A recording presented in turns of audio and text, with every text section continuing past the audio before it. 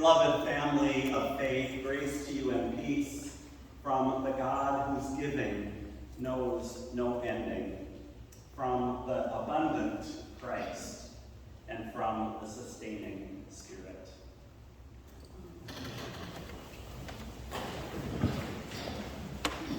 Well, if anybody's keeping score, that was my phone that went off during the second reading. Right about the time Jason was reading, so then let us not fall asleep as others do. I got one. It's official. I have now been your pastor long enough, 23 years to be exact, which means that Pastor Paul was your pastor 25 years ago. Can you believe that, Paul? Been your pastor long enough that I cannot hear these weekly scriptures without filtering them through the fertile soil of St. Paul's. For instance, I can't hear today's gospel without thinking of our parking lot development task force and its illustrious chair, who shall remain unnamed, but who is the bass in our choir, who is not my husband.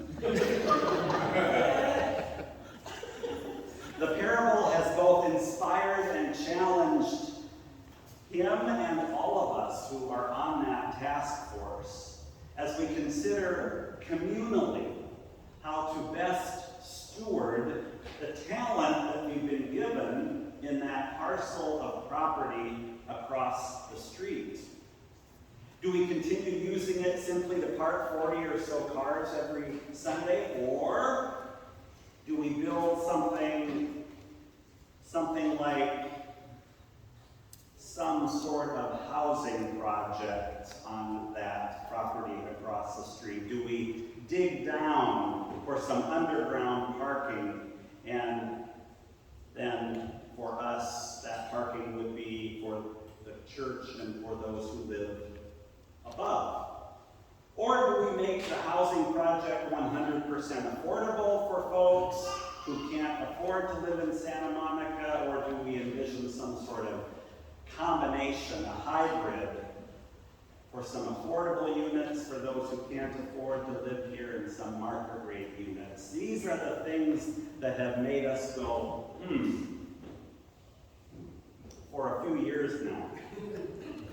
Meanwhile, the compelling exploration continues, to be sure. So mark your calendars for our congregation meeting on December 10th, because we'll hear a report and think about it together some more.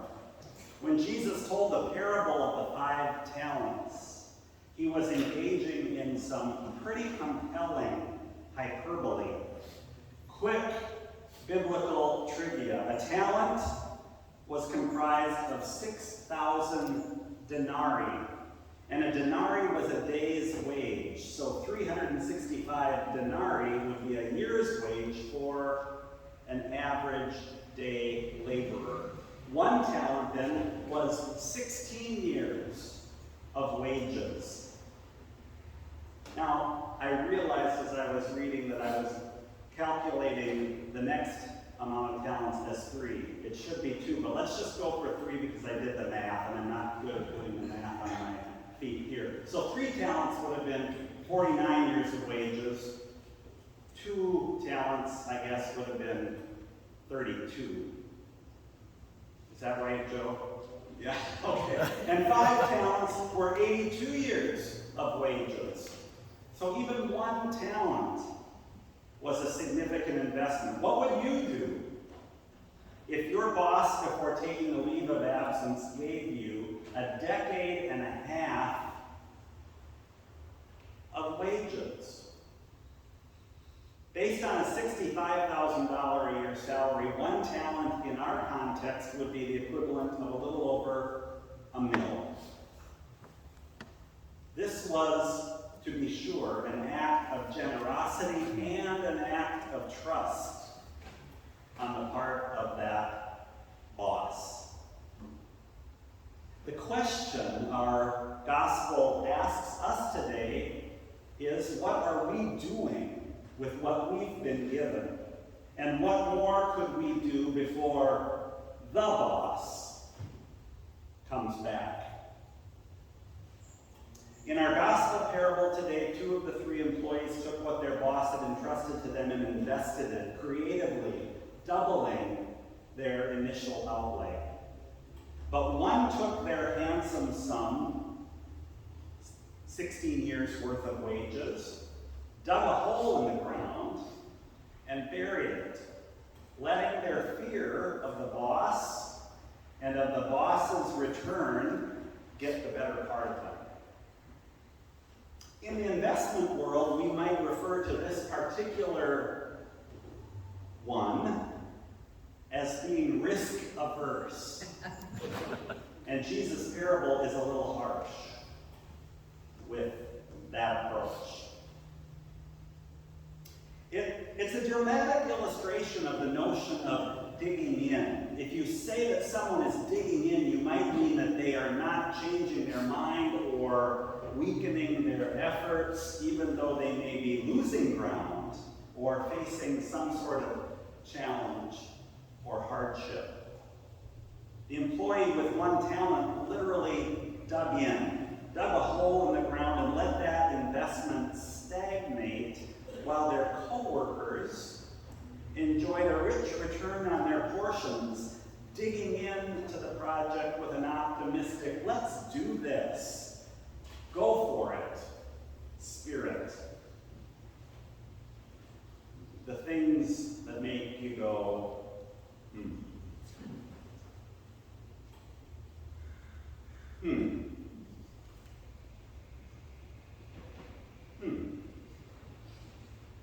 As long as we're in the week of Thanksgiving, can we just talk turkey for a few moments?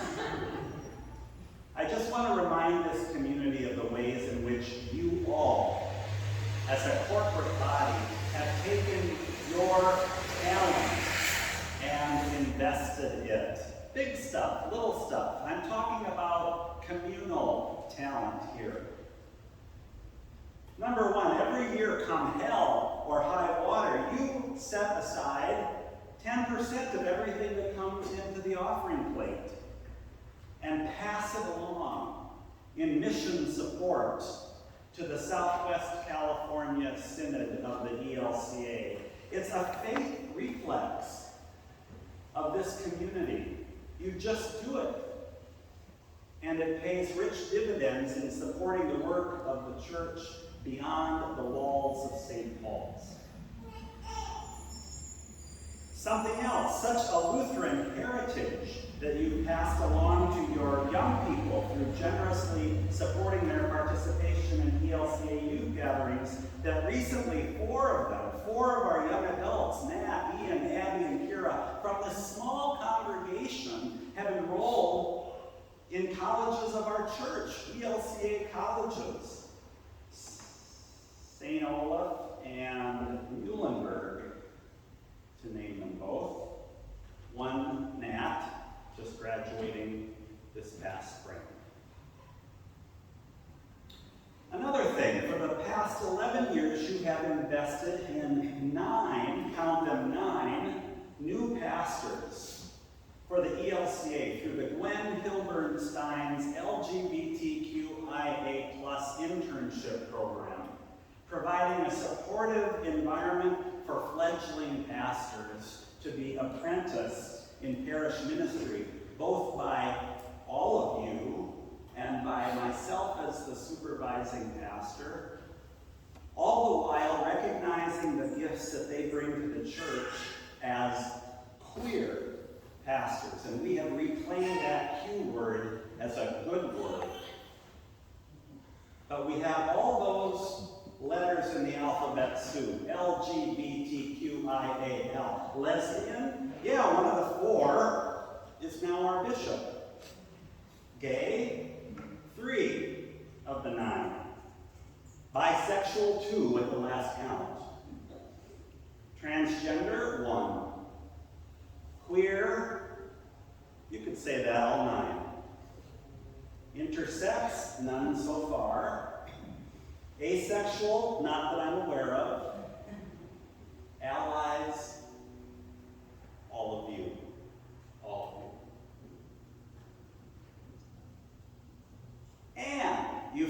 care of this 100-year-old house, almost 100, with all its blessed deferred maintenance and necessary upkeep. Let's count them out. A new heating, venting, and air conditioning system that is on its way, promising finally warmth in the winter, cool in the summer, and clean filtered air for our post-COVID gatherings. How about the updated restrooms in the narthex a few years ago, thanks to a generous memorial gift? How about the solar panels on the roof on hold while we sort out some wrinkles? But again, thanks to a generous memorial gift. A parish hall kitchen and kitchen facelift. Already in need of another one because of constant use. A painted building some years ago, already weathered and in need again, including our poor weathered doors. Sustainable landscaping, resulting in a 30% reduction in water use and a more natural and inviting appearance. A newly paved parking lot some years back, which is still doing the trick while we explore what else we could do on that parcel to expand our mission. The things that make you go,